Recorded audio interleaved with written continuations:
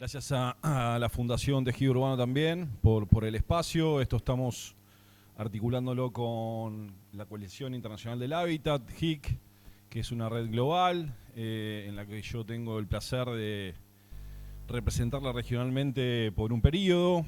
Una red que conforman ciento y tantas de organizaciones a nivel latinoamericano, muchas de ellas en Argentina, muchas de ellas cooperativas y otras expresiones de autogestión y organización en torno al derecho a la vivienda.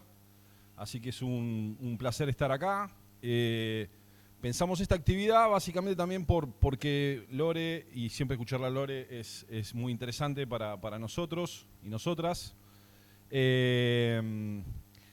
pensamos también debatir esto en torno a lo que está sucediendo en muchos países, en muchas regiones, donde los estados-nación se empezaron a retirar de las políticas de hábitat, y lo digo en torno a el surgimiento de gobiernos que retiran presupuesto, como nos ha pasado a nosotros en este país, gobiernos que cierran organismos nacionales en torno a la vivienda, y cómo las organizaciones del territorio pueden articular con los gobiernos locales para encontrar soluciones.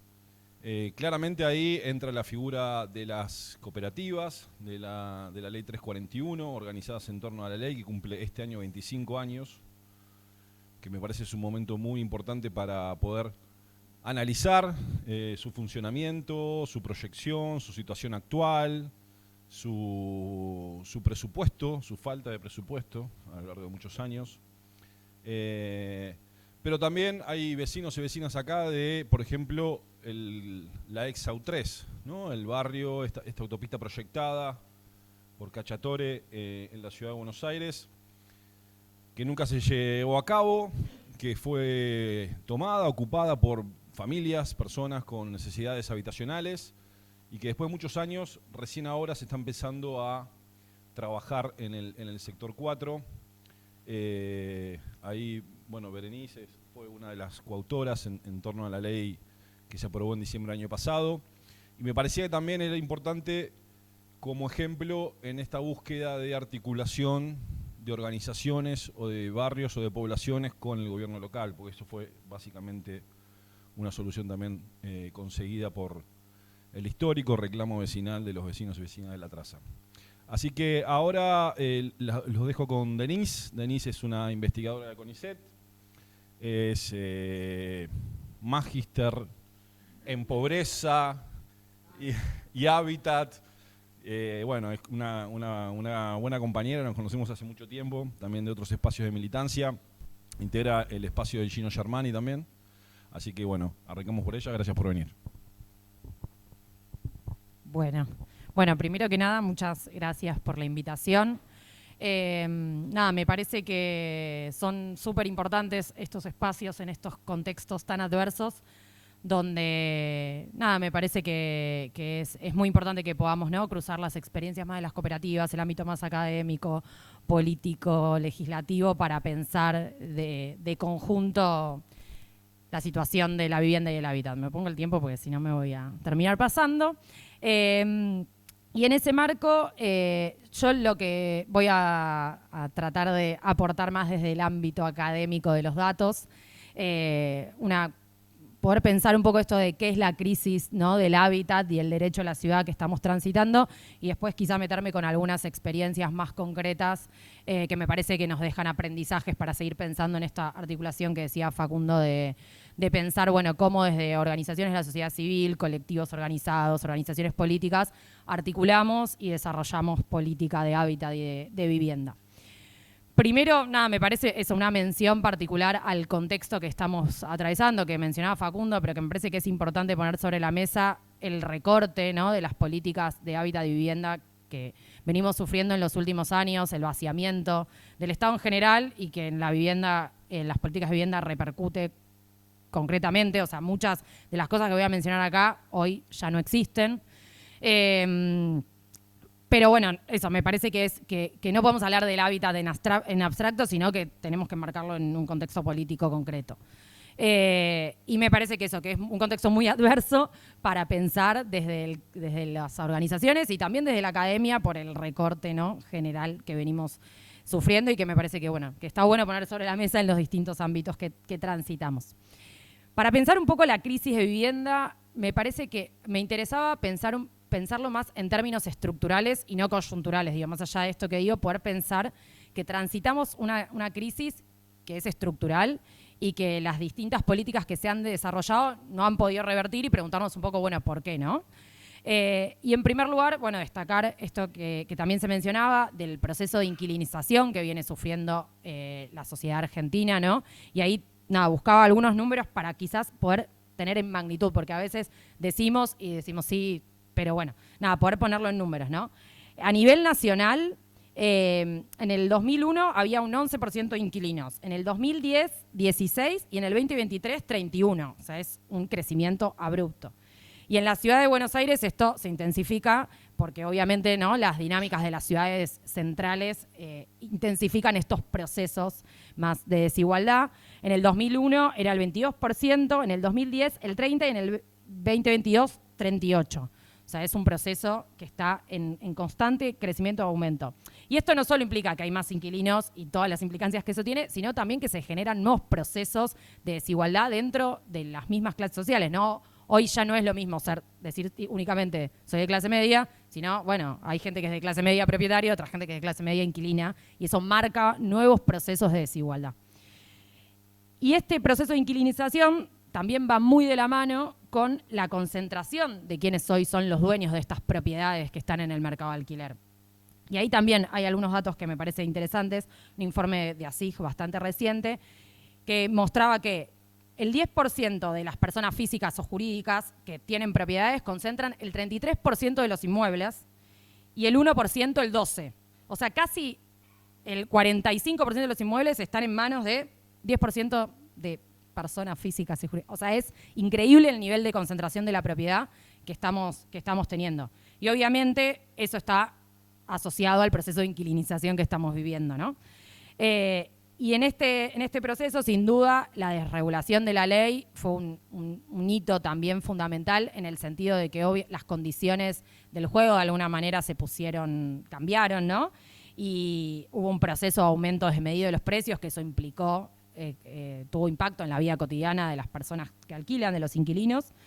Y eso, más allá de las implicancias económicas del día a día, también generó un proceso de endeudamiento de los hogares inquilinos, y esto también es importante, porque en esto que decíamos de cómo se intensifican, ¿no?, las desigualdades, bueno, hay más aproximadamente en el AMBA se calcula que el 63% de los hogares inquilinos se endeudan para pagar el alquiler, ¿no? O sea, bueno, es no solo eso, el proceso de inquilinización, sino, bueno, cómo eso genera consecuencias concretas en la vida cotidiana de las personas. Y es un proceso que también al pensarlo, me parece una mención especial, afecta sobre todo a determinado sector de la población, a los jóvenes. Aproximadamente el 60% de los hogares inquilinos tienen entre 30 y 40 años y el 16% menos de 30. O sea, más o menos el 75% de la población que alquila tiene menos de 40 años. O sea, es un problema que afecta particularmente a los jóvenes en un sentido amplio, porque me voy a ubicar, porque menos de 40 somos jóvenes.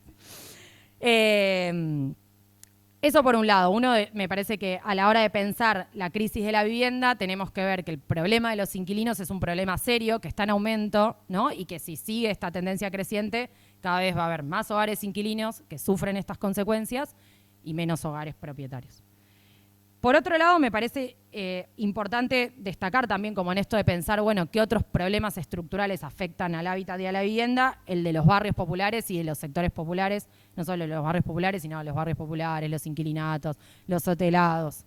Y ahí, bueno, los datos que nos brindó el RENAVAP nos permitieron, ¿no?, poner en magnitud la cantidad de gente que habita barrios populares, aproximadamente 5 millones de argentinos y argentinas. Y en esto de también pensar, bueno, qué impacto tiene esto en la vida cotidiana, pensar y también en esto de pensar que no es algo coyuntural, sino que es algo estructural, los datos del censo también nos iluminan sobre los problemas de acceso, ¿no?, a los servicios de estas poblaciones, ¿no? Solo para algunos números, el 33% de la población que vive en este tipo de barrios no tiene desagüe, el 46% no usa gas ni electricidad para cocinar, ¿no? Son porcentajes elevados. Y bueno, nada, y nos hablan de la realidad que atraviesan los sectores sociales populares, y que es algo que es un problema que arrastramos, ¿no? de décadas, de consolidación de este tipo de asentamientos y de falta de políticas que efectivamente logren revertir esta situación. Y ahí me parecía interesante pensar o poner sobre la mesa que no es un problema de falta de vivienda, porque como aumentaron los barrios populares, aumentó la población inquilina, también aumentó la cantidad de viviendas que se construyen, tanto a nivel nacional como de la ciudad. Y para poner un dato sobre esto, entre el 2001 y el 2010, las viviendas aumentaron un 18% y la población un 10%. Y entre el 2010 y el 2022, la construcción las viviendas nuevas fueron un 28% y la población un 15%. O sea, siempre aumenta más la cantidad de viviendas que la población. Entonces, viviendas hay.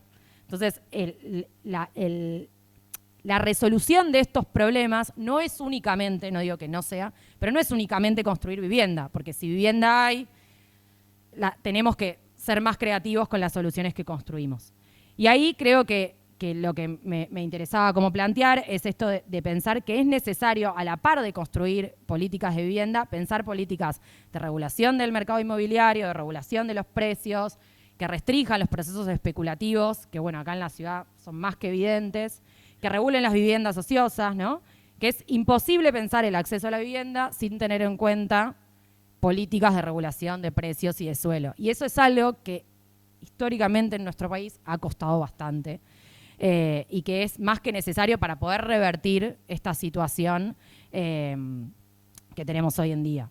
Donde claramente es un problema estructural que se viene consolidando año tras año, década tras década. Y quizás sí me parecía como interesante, para no ser tan negativa,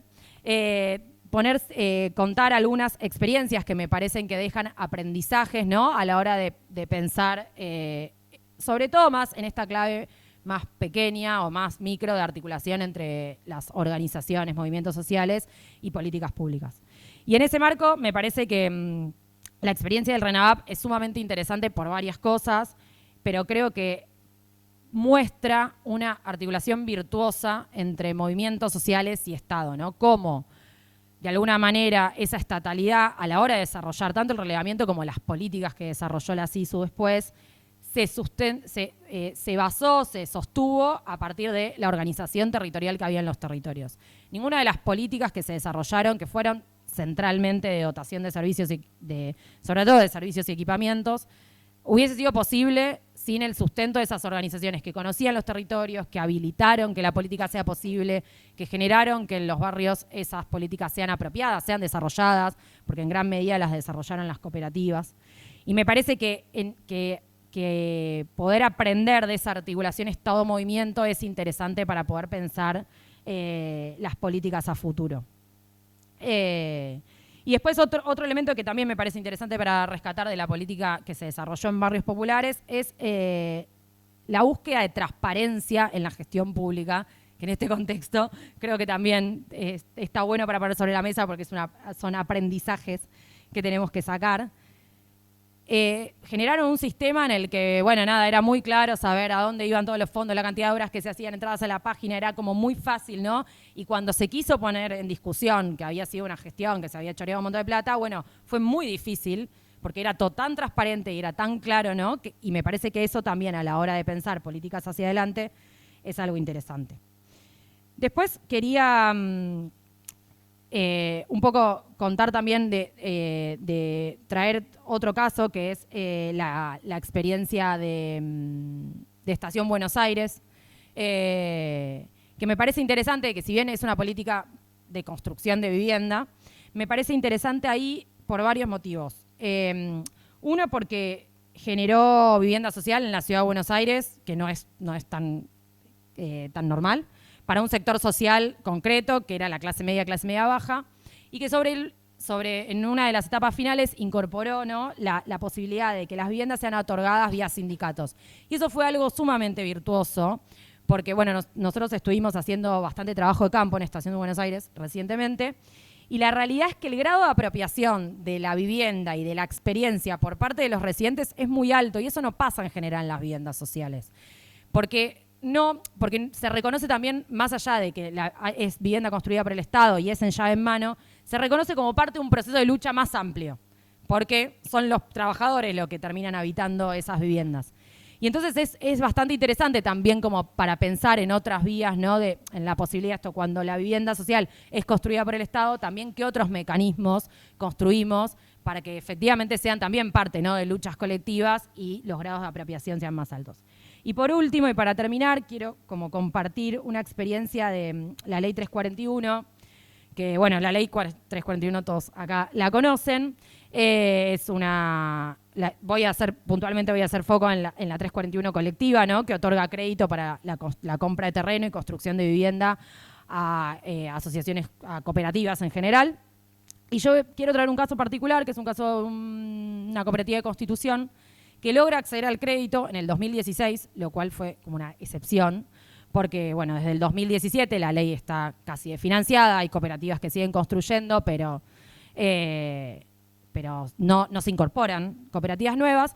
Y quiero traer este caso, más allá de porque fui parte y me da mucho orgullo, también porque me parece que genera un antecedente de que en los contextos más adversos es posible disputar políticas de vivienda que estén buenas y no conformarnos con políticas insuficientes. Porque es un caso que tenía una sentencia de desalojo en el 2016, que se organizan, como constituyen la cooperativa, y en una también buena articulación entre la política, los actores políticos, las organizaciones sociales y la academia también, pudimos construir que el horizonte era la 341 colectiva, y los vecinos y las vecinas estaban decididos en dar esa pelea, y resistieron, y se dio un marco de buena negociación con el gobierno de la ciudad en su momento, y se logró que se les otorgue el crédito. Y eso realmente fue la única cooperativa desde que se cerró se cerró digo yo, pero teóricamente no está cerrado, pero desde que el programa se cerró, que efectivamente logró conseguir esta solución.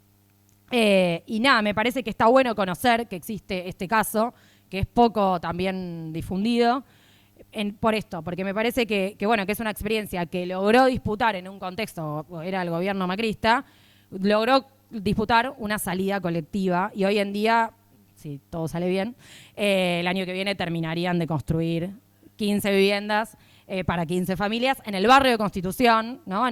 Súper central.